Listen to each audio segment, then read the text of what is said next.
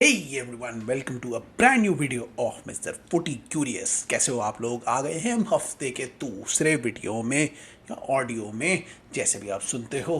और सॉरी, इस वीडियो में हम बात करेंगे यूरोपियन मैचेस की, और जो कल चैंपियंस लीग के मैच हुए हैं उनके बारे में। तो चलो स्टार्ट करते हैं ये एपिसोड।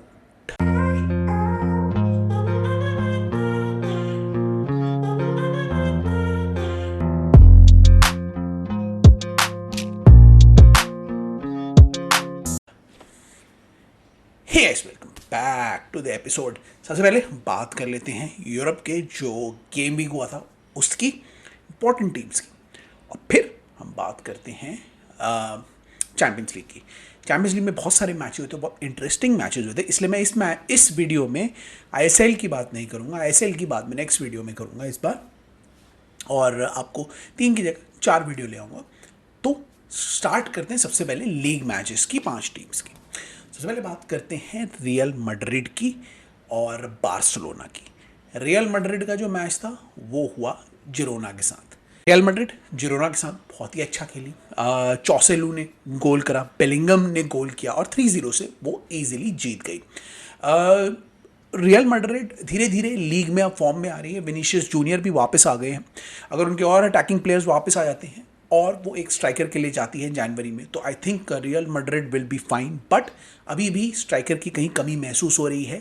एंचेलोटी को अभी क्या करना पड़ रहा है, 4-4-2 जैसा सिस्टम खेलना पड़ रहा है कई बार, जहाँ पे 2 अटैकर्स आगे रहते हैं, विनीशियस और रॉड्रिगो एक साथ अटैक करते हैं और जूड बेलिंगम गोल स्कोर कर रहे हैं, तो उनके लिए थोड़ा ईजी हो गया है। बट लॉन्ग जो अभी जो लीग का जो पूरा सीजन है, इसमें एक स्ट्राइकर की कमी खलेगी, और देखना है कि रियल मैड्रिड जनवरी में स्ट्राइकर के लिए जाती है या समर विंडो में एम्बापे को फिर से ट्राई करते हैं। क्योंकि मुझे ऐसा लग रहा है एम्बापे तो आएंगे ही आएंगे।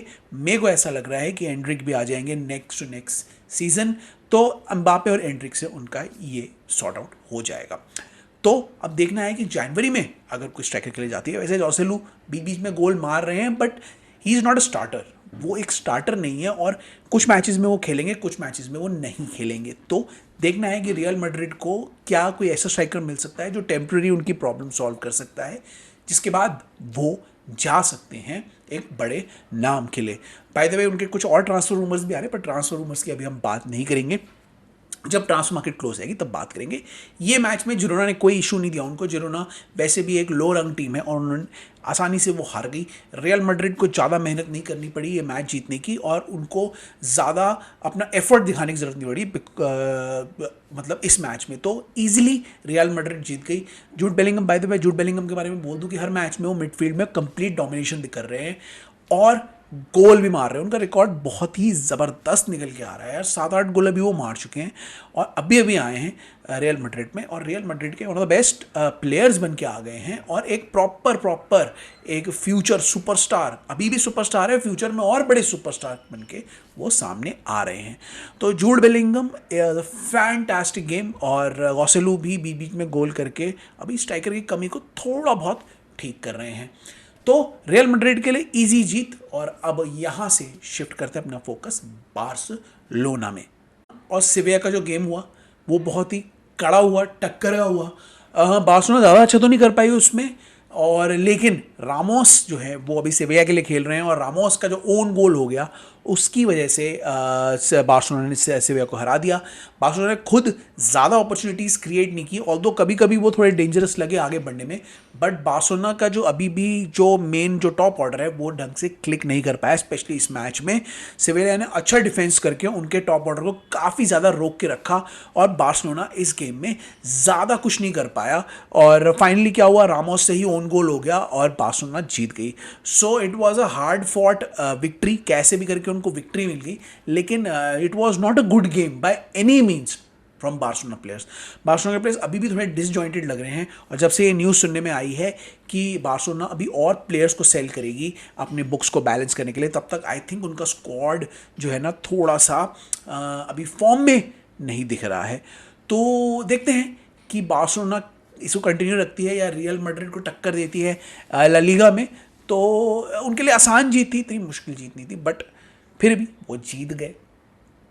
सॉरी उनके लिए मुश्किल जीत थी, आसान जीत नहीं थी, तो जीत गए और वो अब आगे बढ़ेंगे और देखते हैं वो आगे क्या करेंगे। सो इजी नॉन मतलब convincing win with for Barcelona, और बार्सिलोना इससे 3 पॉइंट्स क्रूशली लेके आगे बढ़ चुकी है। ये होगी बार्सिलोना वर्सेस सेविया की बात। अब बात कर लेते हैं बायर्न म्यूनिख की। बायर्न म्यूनिख ने भी अपना मैच जीत लिया, बायर्न म्यूनिख की बात कर लेते हैं। बायर्न म्यूनिख ने अपने मैच को ड्रॉ कर दिया। उनका मैच बहुत ही कड़े की टक्कर के साथ मैच था। आरबी लाइप्जिग के साथ उनका मैच था, जो कि काफ़ी इंटरेस्टिंग मैच था। आरबी लाइप्जिग ने शुरुआत बड़ी धांसू की, बहुत ही ज़बरदस्त खेले। उन्होंने अटैक करना शुरू किया और पहले हाफ में 2 गोल करके बायर्न को शॉक कर दिया। अब बायर्न को समझ में नहीं आ रहा था क्या करे, तो सेकेंड हाफ में वो थोड़े जोश के आने लग गए और उन्होंने रिस्पॉन्ड करना शुरू किया। सबसे पहले केन को पेनल्टी मिली और केन ने वो पेनल्टी कन्वर्ट करके गोल करके बायर्न को बराबर किया, एक गोल किया। फिर उसके बाद केन का जो लीरॉय साने का जो दूसरा गोल था उसकी वजह से बराबर होके मैच ड्रॉ हो गया। बायर्न के लिए ये अच्छा मैच नहीं था, स्पेशली फर्स्ट हाफ में RB Leipzig were the better team. वो ज़्यादा अच्छा खेल रहे थे, चांसेस क्रिएट कर रहे थे, दे वर फास्ट, दे वर रनिंग मतलब थ्रू द बायर्न डिफेंडर्स, और बायर्न डिफेंडर्स को बहुत ज़्यादा प्रॉब्लम हो रही थी फर्स्ट हाफ में। सेकेंड हाफ में बायर्न ने थोड़ा कंट्रोल लिया और थोड़े गोल्स करके, थोड़ा कंट्रोल करके गेम को, इस मैच को ड्रॉ किया। बट अभी भी बायर्न अपने फुल फोर्स में नहीं आई है, अभी फुल अपने पोटेंशियल में नहीं दिखी है। और ये बायर्न की टीम ऐसी है कि अगर ये फुल पोटेंशियल में आ गई तो ये बहुत कुछ कर सकती है। Jamal मूसियाला bye the way stand out player हैं, बायर्न के लिए बहुत अच्छा खेल रहे हैं। लीरॉय साने भी कुछ मोमेंट्स में काफ़ी अच्छा खेल रहे हैं, पर बाकी प्लेयर्स को ये अभी दिखाना ज़रूरी है कि वो भी बायर्न टीम के प्लेयर्स हैं। बाकी टीम वालों की फॉर्म इतनी अच्छी नहीं लग रही है अभी जितनी मूसियाला और लीरॉय साने की लग रही है। तो बायर्न फिर भी जीत गया, वो अपना बरकरार रखा हुआ है अपने आप को टॉप पे लेवरकुसन के साथ। अब देखते हैं आगे क्या होता है। ये जो सीरीज़ है, ये जो इस बार जो बुंडेसलीगा जाने वाली है, बहुत इंटरेस्टिंग जाने वाली है। कई टीम्स इसमें अच्छा फाइट करेंगी, ऑल्दो मुझे डॉर्टमुंड से ज़्यादा उम्मीद नहीं है, बट बायर्न लेवरकुसन को आप ध्यान में रखना, मैं भी थोड़ा बायर्न लेवरकुसन को नोट करता रहूँगा। तो बायर्न म्यूनिख की होगी जीत। अब हम बायर्न म्यूनिख से चलते हैं, 2 मिलान क्लब्स की बात करते हैं। पहला एसी मिलान की बात करेंगे हम। एसी मिलान जो है वो इस समय काफ़ी ज़्यादा अच्छा खेल रही है। एसी मिलान ने लाजियो को हरा दिया, पुलिसिक ने गोल किया, ओकाफोर ने गोल किया, तो a very good victory for AC मिलान। और एसी मिलान का प्रॉब्लम अभी क्या हो रहा है कि उनका डिफेंस अच्छा नहीं हो पा रहा है। अटैक में तो वो बहुत अच्छे, उनके पास बहुत अच्छे क्रिएटिव प्लेयर्स हैं, और पुलिसिक स्पेशली जब से वो आए हैं, पुलिसिक मिलान में बहुत अच्छा कर रहे हैं। राफायल लियाओ भी बहुत अच्छा खेल रहे हैं, और मिलान अटैकिंग फ्रंट में काफ़ी अच्छी टीम लग रही है। ऑल्दो डिफेंस में वो वीक है, वो कभी कभी गोल लीक कर देती है, they are not good in defence. तो अगर उनको आगे लीग में बढ़ना है, जो कि काफ़ी कंपेरेटिव हो गई है सेरिया, उस लीग में आगे बढ़ने के लिए आपको अटैक के साथ साथ अच्छा डिफेंस भी चाहिए। तो देखते हैं डिफेंसिवली वो कितना अच्छा करेगी। बाय द वे लाजियो के अगेंस्ट उन्होंने काफ़ी अच्छा किया, ऑल्दो लाजियो ने भी एक गोल स्कोर किया, बट ओवरऑल लाजियो को हराना उनका मेन पर्पस था और पॉइंट्स गैदर करना उनका मेन पर्पस था, वो उन्होंने कर लिया। पुलिसिक की परफॉर्मेंस से मैं काफ़ी इंप्रेस था इस मैच में, बहुत अच्छा खेले वो, उन्होंने गोल भी किया, and he looks to be the same Pulisic जो चेल्सी में पहले जो आए थे, वो पुलिसिक अब नज़र आ रहे हैं और धीरे धीरे वो अपनी फॉर्म दिखा रहे हैं। So a good win for AC Milan, morale boosting win. और फिर बात करते हैं यहाँ से इंटर में, जहाँ पे इट वाज ऑल लोटारो शो। लोटारो ने 4 गोल किए इसमें, और लोटारो ने मतलब एसी मिलान ने इंटर मिलान ने अपना मैच इजीली जीत लिया। इंटर मिलान जो थी इंटर मिलान जो टीम है वो मोस्टली जो टॉप ऑर्डर है उसमें लोटारो मार्टिनेज उनके स्टार प्लेयर हैं जो हर मैच में बहुत अच्छा परफॉर्म करते हैं। ऑल्दो हर मैच में वो गोल नहीं कर पाते बट अच्छा परफॉर्म करते हैं। इस मैच में उन्होंने अच्छा परफॉर्म किया, बल्कि इतना अच्छा परफॉर्म किया कि वो 4 गोल खुद ही मार गए और उन्होंने ईजिली इंटर को ये मैच जिता दिया। तो अ good win for Inter Milan. मैं इसमें ज़्यादा बात नहीं करूंगा क्योंकि मुझे चैंपियंस लीग के मैचेस की बात करनी है, but a very good win for Inter Milan. Inter Milan अभी भी टॉप है और अपनी फॉर्म को बरकरार रखते हुए, अपने पॉइंट्स को बरकरार रखते हुए अभी भी सेरिया के टॉप में बैठी हुई है। देखते हैं आगे क्या करती है। अभी फिलहाल के लिए Inter Milan looks a very composed and a very formidable team in Serie A. तो इंटर मिलान भी अपना मैच जीत गई।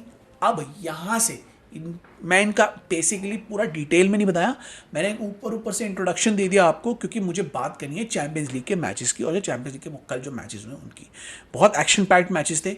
मुझे इसमें बेसिकली 4 मैचेस की बात करनी है, मतलब 3 तो मेन थे, एक और मैच की भी मैं बात करूँगा। पहला था जो आपका इम्पॉर्टेंट मैच था, वो था नापोली वर्सेस मैड्रिड, जो कि नापोली के स्टेडियम में था। बहुत ही इंटरेस्टिंग मैच था। नापोली ने स्टार्ट बड़ी अच्छी की, बहुत अटैक किया नापोली की तरफ से। ये ज़िलेंस्की बहुत अच्छा खेल रहे थे, ओसिमेन भी अच्छा खेल रहे थे, क्वाराटस्खेलिया ज़्यादा अच्छा नहीं खेल पाए। नापोली की शुरुआत बड़ी अच्छी हुई थी और ऐसा लग रहा था कि नापोली ये गेम में काफ़ी डोमिनेंट रहेगी।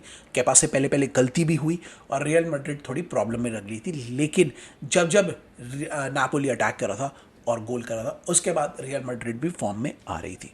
Of course again real Madrid की तरफ से जूड बेलिंगम ने फिर से स्कोर कर दिया और बहुत बढ़िया गोल स्कोर किया था। उन्होंने ड्रिबल करके कॉर्नर पे मारा, और जो दूसरा गोल था विनीशियस जूनियर का भी बहुत ही अच्छा गोल था। विनीशियस जूनियर का जो कॉर्नर से जो उन्होंने शॉट मारी, बहुत ही क्लीन और क्लिनिकल शॉट मारी थी, और रियल मैड्रिड बिकॉज वो इतने क्लीन और क्लिनिकल हैं, वो इसी वजह से ये मैच जीत गए। नापोली बाद में तो बिल्कुल बैठ ही गई थी, क्योंकि रियल मैड्रिड ने बाद में गेम को कंट्रोल कर लिया था।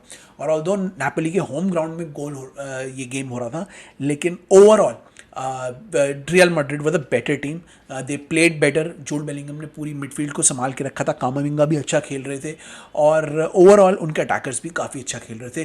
रॉड्रिगो ने भी काफ़ी सारी चांसेस मिस करी, रॉड्रिगो भी काफ़ी अटैक कर रहे थे, और मैंने आपको जैसे पहले बताया था 4-4-2 के वो स्टाइल से खेल रहे थे।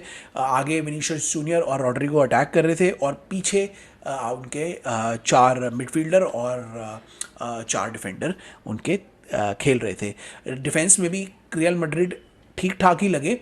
डिफेंस ऑल्दो उनका थोड़ा वीक पार्ट है। नापोली ने भी 2 गोल किए, बट ओवरऑल अगर आप मैच को देखो तो it was a fair score, because Real Madrid were the better team. They played really well and they look to be a good team overall. तो रियल मैड्रिड के लिए ब्रिलियंट विक्ट्री, जूड के लिए, विनीशियस के लिए बहुत बढ़िया बढ़िया goal, excellent performance by those two. और रियल मैड्रिड जैसे कि वो चैंपियंस लीग की दामाद है, वो चैंपियंस लीग में हमेशा जीती है, और रियल मैड्रिड इस बार भी जीत के ये दावा कर दिया है कि वो भी एक ऐसी टीम है जो जीत सकती है। ऑल्दो इस बार फेवरेट नहीं है Real Madrid, but Real Madrid जीत सकती है। और ये ध्यान रखना, अभी जनवरी ट्रांसफर विंडो है, जिसमें वो एक ऐसे स्ट्राइकर के लिए जा सकते हैं जो स्ट्राइकर उनको अभी शॉर्ट टर्म में हेल्प कर सकता है। तो watch out for Real Madrid, although they are not the favourites for Champions League, but they will be there and thereabouts, मैं गारंटी देता हूँ इसकी। तो good victory for Real Madrid. Real Madrid से हम शिफ्ट होते हैं और बात करते हैं आर्सेनल वर्सेस लॉन्स की। आर्सेनल वर्सेस लॉन्स का ऐसा लग रहा था कि आर्सेनल इसको जीत जाएगी, और स्टार्टिंग में आर्सेनल ने गोल भी कर दिया था। गैब्रियल जीसस ने बहुत अच्छा गोल किया था, फिर आर्सेनल अटैक भी कर रही थी, तो ऐसा लग रहा था लॉन्स हार जाएगी, बट लॉन्स ने भी ज़बरदस्त तरीके से जवाब दिया और 2-1 से ही गेम जीत के शॉक कर दिया लोगों को। एक और आर्सेनल के इस मैच में प्रॉब्लम हो गई, वो थी बुकायो साका की इंजरी, क्योंकि बुकायो साका इतने मैचेस खेल चुके हैं और आर्टेटा उन्हें हटाते ही नहीं है, इसलिए बुकायो साका को इंजरी हो गई है। और अब देखना है कि ये इंजरी कितना आगे तक जाएगी और आर्सेनल के सीजन को कितना ख़राब करेगी, क्योंकि उनको अभी चेल्सी और मैन सिटी को साथ खेलना है। तो it was not a good performance by Arsenal. Overall अगर आप परफॉर्मेंस की बात करो तो इनिशियली तो आर्सेनल अच्छा खेल रही थी स्टार्टिंग में, लेकिन बाद में लॉन्स की पता नहीं टीम का नाम एक तो अजीब सा होता है, लॉन्स की जो फिनिशिंग थी वो बड़ी ज़बरदस्त थी, और उनके प्लेयर्स के जो 2 गोल्स मारे उन्होंने बहुत ही ज़बरदस्त उन्होंने गोल्स मारे। और बाद में जो उन्होंने अपना परफॉर्मेंस दिखाया कि जो जैसे उन्होंने डिफेंडिंग की, आर्सेनल के अटैक्स को रोका, और उसके बाद आर्सेनल को अपने अटैक्स में जितना क्लिनिकल उन्होंने दिखाया वो बड़ा ही इंटरेस्टिंग लगा मुझे कभी उम्मीद नहीं थी कि आर्सेनल ये मैच हार जाएगी, क्योंकि लॉन्स की जो शुरुआत हुई है वो एक्चुअली बहुत बेकार हुई है अपनी लीग में, लेकिन चैंपियंस लीग में उन्होंने ये दिखा दिया कि दे वर वेरी गुड। और इस मैच की मैं पहले बात नहीं करना चाहता था, क्योंकि मुझे लगता था कि आर्सेनल ये मैच स्ट्रेट अप जीत जाएगी, लेकिन लॉन्स ने दिखा दिया कि भाई अगर तुम अच्छा खेलोगे, टिक के खेलोगे, तो तुम किसी भी टीम को हरा सकते हो। और उन्होंने ज़बरदस्त खेल के 2-1 से ये मैच जीत लिया। वेरी गुड परफॉर्मेंस, उनका अटैक भी बहुत अच्छा लगा था, बहुत कोऑर्डिनेट लगा था। जब वो अटैक करने की कोशिश कर रहे थे, मैं ये चीज़ नोटिस कर रहा था कि वो बॉल्स को वेस्ट नहीं कर रहे थे, वो 2-3 पासेस में अटैक करके आगे जा रहे थे, और शॉट जो ले रहे थे वो भी ऑन टारगेट ले रहे थे, कि वो इधर उधर शॉट्स नहीं मार रहे थे। टारगेट में शॉट्स जितने लेंगे आप उतने ही गोल करने के चांसेस आपको ज़्यादा मिलेंगे। तो लॉन्स का मुझे एक चीज़ अच्छी लग रही थी कि जब भी उनको अटैक करने का मौका मिल रहा था वो अटैक करके टाइम ना वेस्ट करते हुए सीधा शॉट ऑन गोल ले रहे थे।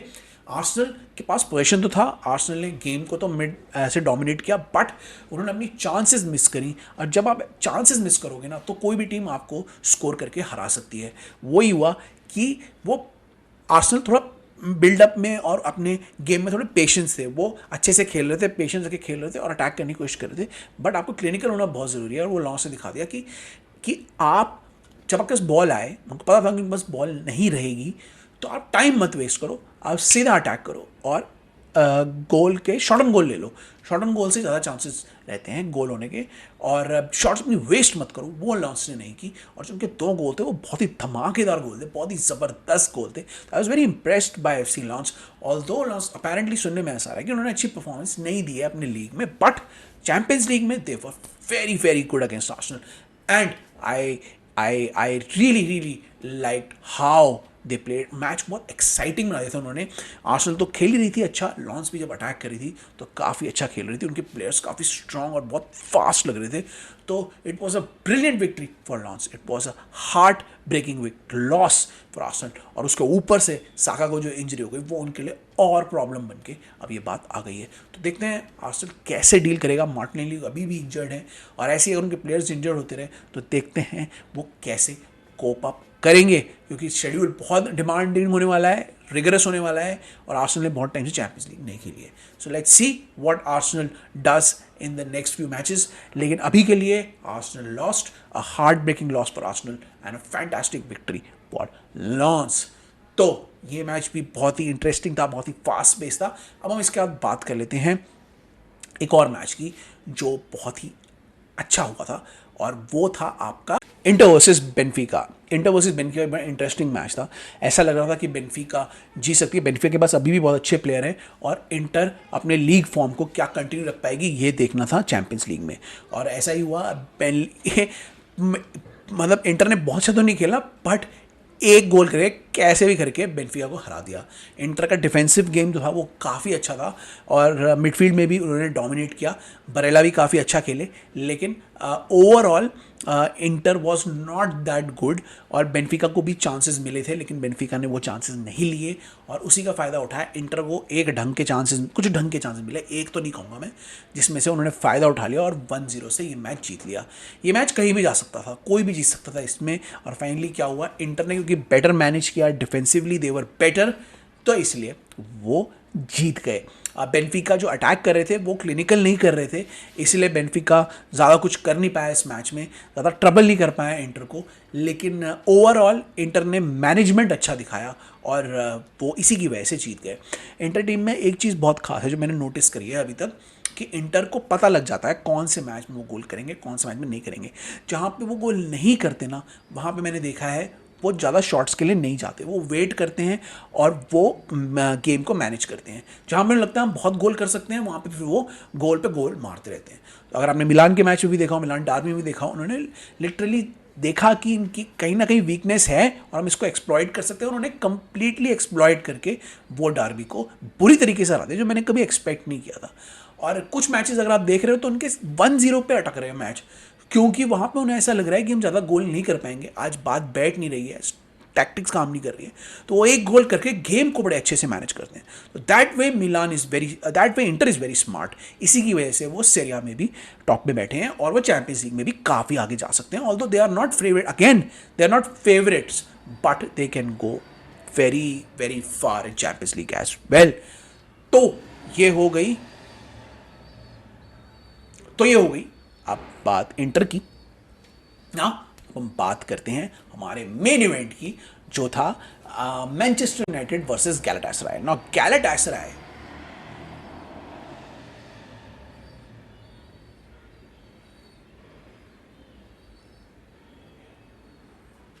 अब हम बात करते हैं अपने मेन इवेंट की। मेन इवेंट क्या था? मेन इवेंट था मैनचेस्टर यूनाइटेड वर्सेस गैलाटासराय। ये बहुत ही इंटरेस्टिंग मैच था और बड़ा इंटरेस्टिंग मैच होने वाला था। इस मैच में अगर मैं बात करूं मैनचेस्टर यूनाइटेड की, तो मैनचेस्टर यूनाइटेड की तरफ से एक ही प्लेयर है जिसने बहुत अच्छा खेला और बहुत ओवरऑल सबसे बढ़िया परफॉर्म किया वो थे रास्मस हॉयलैंड। रास्मस हॉयलैंड ने अपना खाता खोल दिया। खाता क्या खोला, उन्होंने 2 गोल कर दिए और एक टाइम पे ऐसा लग रहा था कि उन्होंने मैनचेस्टर यूनाइटेड को मैच जिता दिया है। लेकिन मैनचेस्टर यूनाइटेड का डिफेंस इस समय बहुत पुअर है और वो गेम्स को बचा नहीं पाते हैं। 2-1 से वो लीड कर रहे थे, मैच हमेशा खत्म होने वाला था, लेकिन क्या हुआ, गैलाटासराय ने लास्ट में 2 गोल मारे और वो जीत गए 3-2 से। रास्मस हॉयलैंड की खुशी थी पूरी की पूरी डिसअपॉइंटमेंट में बदल गई। इस मैच में मैनचेस्टर यूनाइटेड की तरफ से मेरे हिसाब से सिर्फ रास्मस हॉयलैंड अच्छा खेले हैं, थोड़ा बहुत उसमें माउंट खेले थे, बट माउंट ने इतनी अच्छी कंसिस्टेंट परफॉर्मेंस नहीं दी। कुछ टाइम तक माउंट अच्छा खेल रहे थे, उसके बाद वो ज़्यादा अच्छा नहीं खेले ना। ऑल्दो मैनचेस्टर यूनाइटेड ने अटैक किए, मैं ऐसा नहीं कह रहा मैनचेस्टर यूनाइटेड ने अटैक नहीं किए, बट उन्होंने अपनी चांसेस बहुत मिस करी। अगर आप अपनी चांसेस मिस करोगे तो आपके साथ इशू आएंगे ना। हॉयलैंड ने 2 गोल्स कर दिए, अब दिखा दिया कि वो एक बहुत ही पोटेंट स्ट्राइकर हैं, बहुत ही अच्छा क्लिनिकल फिनिश करते हैं। उनका एक गोल ऑफ साइड से रूल आउट भी हो गया, वरना वो 3 गोल कर देते, हैट्रिक कर सकते थे। लेकिन उसके अलावा उसे सपोर्ट देने के लिए जो बाकी के अटैकर्स हैं उन्होंने कुछ नहीं किया। गार्नाचो ने लास्ट में थोड़ा ट्राई किया बट वो कुछ कर नहीं पाए। रैशवर्ड फिर से बिल्कुल बेकार लगे, वो कुछ नहीं कर पाए। मिडफील्ड में उनसे गलतियां हुई, अब कैसेमीरो को रेड कार्ड भी मिल गया और ओवरऑल उन्होंने इतना कहीं पर प्लॉट लूज कर दिया।